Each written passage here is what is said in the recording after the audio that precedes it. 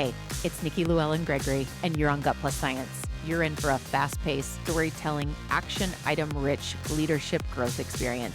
I hope you make this podcast a habit. I consider it a leadership mentoring tool. Learning together makes us better together, and that is how we change the world around us. Let's get to it. Hey, Gut Plus Science listeners, it's Nikki, and today's episode is a special series with my friend Renée Smith. It's called To Work with Love. I believe that loving leaders transform workplaces and create work experiences that are meaning-filled. Renée fights against fear-based leadership and helps us learn how to lead with love and do it in such an empowering way. You're going to love this episode. Renée, take it away. Hi there, it's Renée from A Human Workplace, and I'm so glad you've joined me for this episode of To Work with Love. On this podcast, I make the business case and the human case for love. What I've discovered in my research interviewing people about their workplace experiences is that when leaders and teams create fear, it's harmful and completely counterproductive. Fear makes it hard to get results or solve problems or satisfy customers or create loyal team members. Threats and fears trigger our fight or flight response. And when that happens, it's really difficult to trust or think or create or contribute. And, chronic fear makes us ill and shortens our lives. The bottom line, fear is not a good move if you want to get anything done or if you want to care about people. And in contrast, loving conditions create a sense of safety and acceptance and belonging, which are good for people and good for teams and for the results that they're after. Love at work is expressed in forms like trust, kindness, compassion and inclusion, challenge, respect, and appreciation. And consistent loving experiences at work help us to be mentally, physically, emotionally, and socially healthy. All this contributes to us doing our very best work. So the bottom line there, love is the right choice if you want to achieve consistent results and if you care about making a positive impact on people, families, and communities. And what I find to be the greatest news of all is that you don't have to choose between positive impacts for people and positive results for your organization and customers. In fact, you better not, because these two go hand in hand. These two don't compete with each other, but these are interdependent upon each other. I know that many leaders and organizations are truly concerned about the well-being of their team members and the way that work impacts their well-being. And, we know that the number of people struggling is alarming. If you consider that 89% of people are experiencing symptoms of burnout and 85% are disengaged. And if you consider that half of a workday can be spent by someone on busy work that doesn't feel valuable and that can create a sense of a lack of purpose and meaning, we know that 75% of people report feeling excluded at work, and that 30% feel unseen and downright invisible at work. What a crummy feeling to have. And we also know that 83% of US workers suffer from work-related stress, and more than half of those workers report that stress affects their home life. Those are really, really hard negative impacts that people are reporting from the work that they need to go to every day. And yet we know that leaders are concerned too, and organizations want to create positive experiences. But what's true is that we fundamentally can't say that we love our people and then harm them by creating an environment that produces those kind of statistics. That's just not loving. What's loving is to foster a workplace experience of thriving. And I want to talk about thriving today, and we're going to talk about thriving for the next 8 months because it is so important to us as people in this culture and in the workplaces in our society right now. But when we talk about thriving and we look for solutions to create more thriving, we're kind of conditioned to go in the wrong direction. We end up sort of hewing towards solutions that don't really get at the root of the problem. So I want to try this out for just a moment. I want you to think about, if you were to plan a program for thriving, maybe you have, but if you were to, off the top of your head, think about what are the kinds of things that you could focus on to help your team thrive. What might that plan include? Just think about what comes to mind to create a more thriving environment. Well, what I know is that people often think of things like breathing and yoga and massage and meditation, or they think about fitness and nutrition or financial education or therapy and mental health counseling, or maybe volunteering and social connection, or support groups or wellness trainings. All of those things can usually come to mind when we think about thriving and we say the word thriving. And yes, those are important practices and programs. And in fact, we at a Human Workplace advocate for collective practices like those to be included as part of team norms and policies and collective well-being practices. We really think they're important for counteracting the impacts of stress at work. But here's the thing, they don't get at the source of the stress.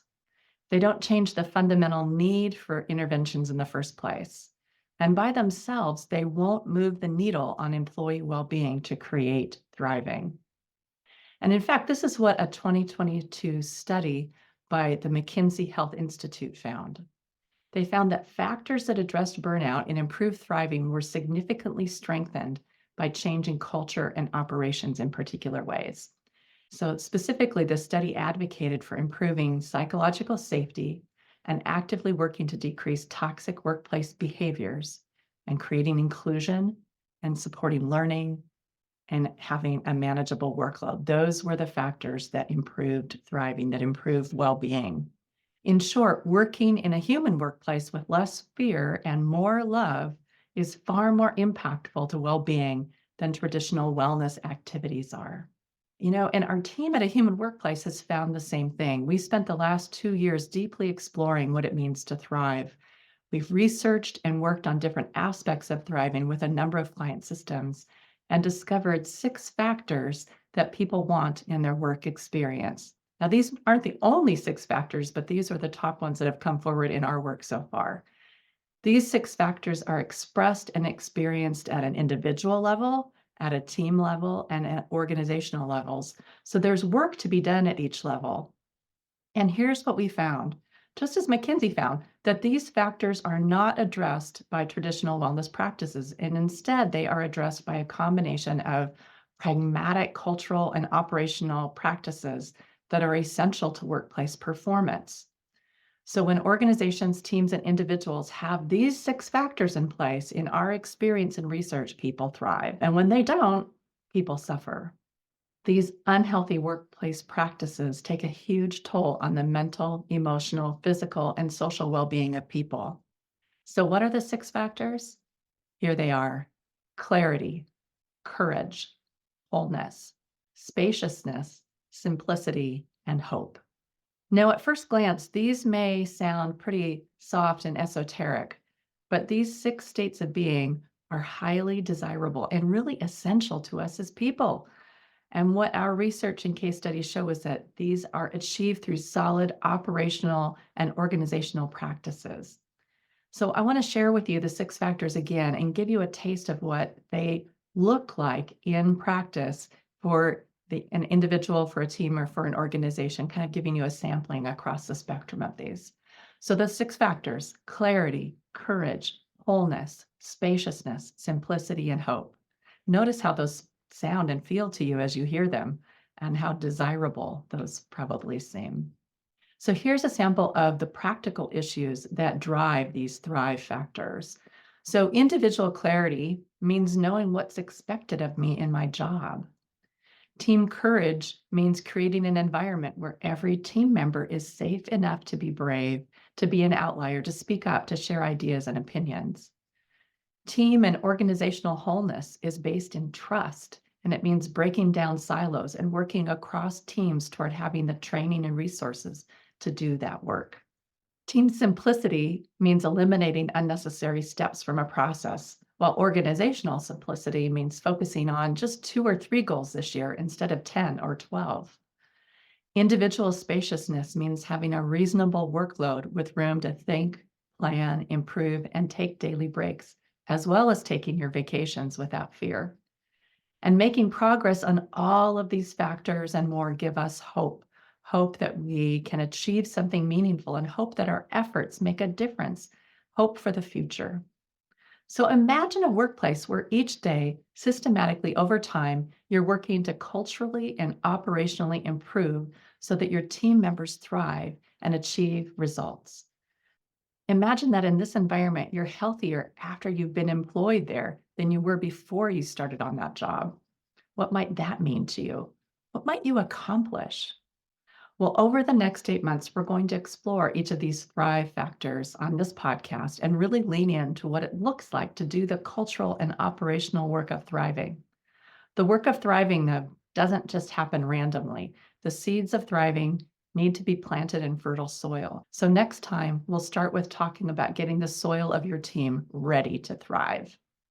Now, if you're eager to learn more about how your team or organization are doing on the 6 Thrive factors right now, you just don't want to wait any longer, you can take our Thrive assessment, which is linked in the show notes and it can be found on our website as well.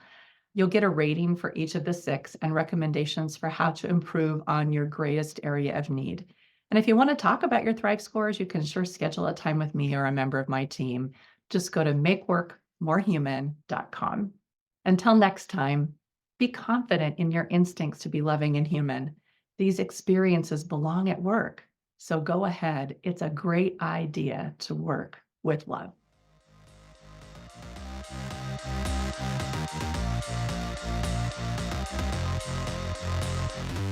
We just left the world a little bit better. Now, go do something with it.